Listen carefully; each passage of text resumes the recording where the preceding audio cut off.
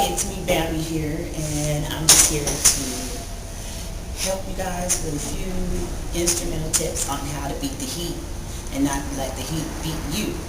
So, if you live where I live, sometimes the temperatures can get as high as 100 degrees. And you need to know what to do in order to keep you and your loved ones safe in that type of weather.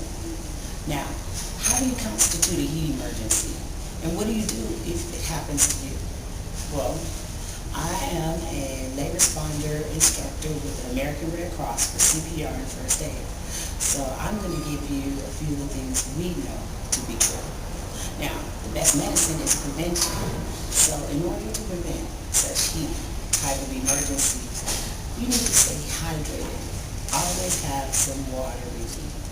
And if you're not into water, I know you got to have that flavor. Then go ahead and grab a sports drink that contains electrolytes that help replenish your body with what it needs in order to keep you hydrated and cool. Powerade, Gatorade, there's plenty of them. Also, make sure that you have the adequate protection for your body. Wear light colors and loose-fitting clothing. The lighter colors don't absorb the heat as much, and then the looser-fitting clothing allows your skin to breathe and give more oxygen to your body. Cover your little ones' heads. Make sure they have protection from the heat because scalp is skin and it can burn.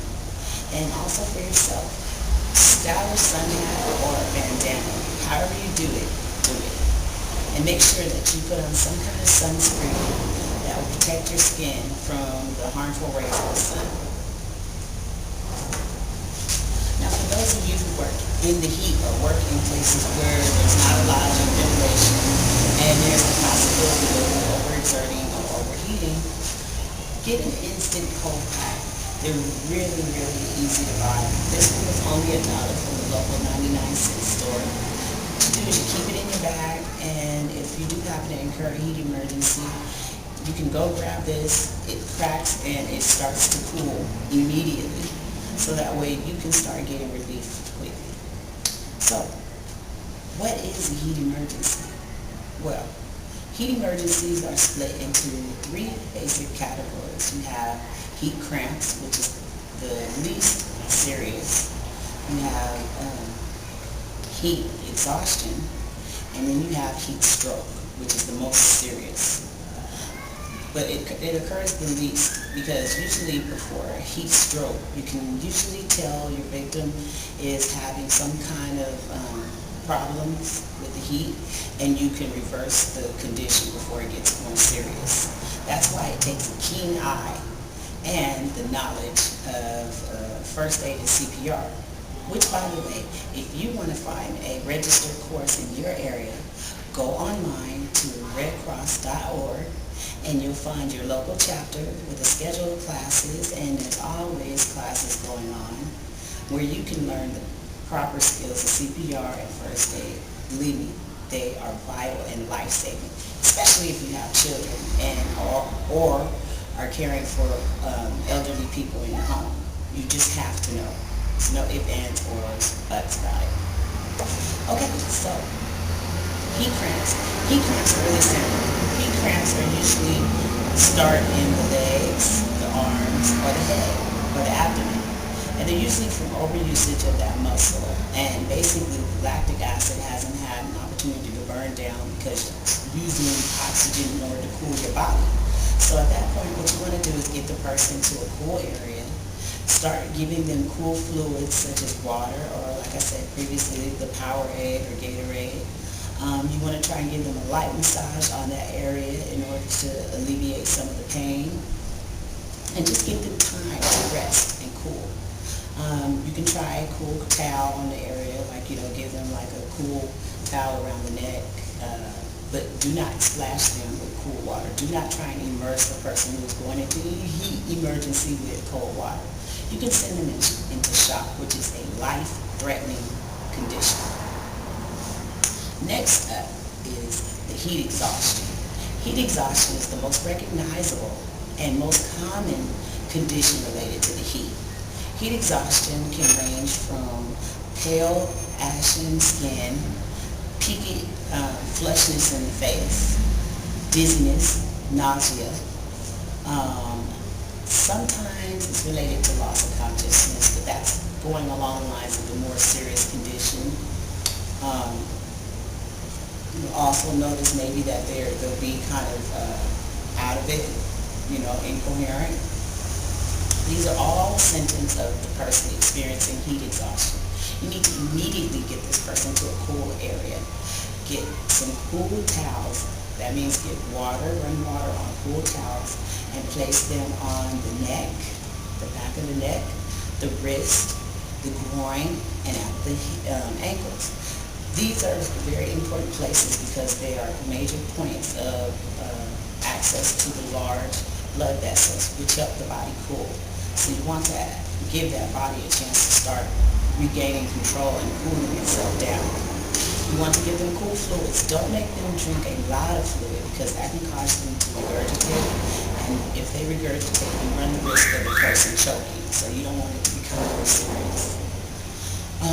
Also, you want to make sure that the person, if they've lost consciousness, you want to elevate their legs above their chest to allow the blood to rush, come back to the upper part of the upper extremities. You want to remove any excess clothing, jackets, jumpsuits, anything that they have on that may be further complicating their condition. And also at this point, you might want to call 911 because it may be that they're going into a heat stroke. Okay, now we're going to go on to the most serious of them all. That's a heat stroke. Heat strokes are usually detectable by loss of consciousness, loss of balance, slurred speech, like I said, once again, the incoherentness. These are things that you need to call 911 immediately and get emergency services on their way. And at this point, you will be responsible for providing the care for this person until 911 arrives or emergency service arrives. You want to make sure that you have those cool compresses on the person. Do not immerse them in cold water because that will send them into shock. Do not try and force feed them the water. Give them droplets in order for their mouth to take the water. You'll notice that the skin is hot to the touch and very dry. That's because they're not producing moisture anymore. So you want to try and, if you can, find some way to spray moisture, such as, a spray bottle and spray mist of water onto them. Like I said, once again, get rid of those excess pieces of clothing. Try and remove shoes or any socks, anything that's covering those major pore holes to air to allow the pores to start taking in cool air. And you just want to monitor the person. Keep monitoring their pulse. It will be weak, but a rapid pulse. You want to try and monitor their pulse to make sure that it's either going down or that it's still there. And like I said, at this point, you should call 911 and you should be waiting for emergency service to get there. Make sure to be clear and concise with the 911 operator and instruct to help them get you the proper help. That's about it. So if you're out there in the sun, and another thing, don't overexert yourself. This is not the time to run a marathon. Take it easy, breezy. It's summer. Go enjoy yourself. There's plenty of places to stay cool. The local pool, the library, the mall. There's plenty of places. And if you don't know, you can also call 211, which is your local resource number, which will give you what's called cooling stations in your area. So I hope these tips have been some kind of help to you. I hope you don't experience any type of heat emergency, but if you do, these tips will help you know what to do. This has been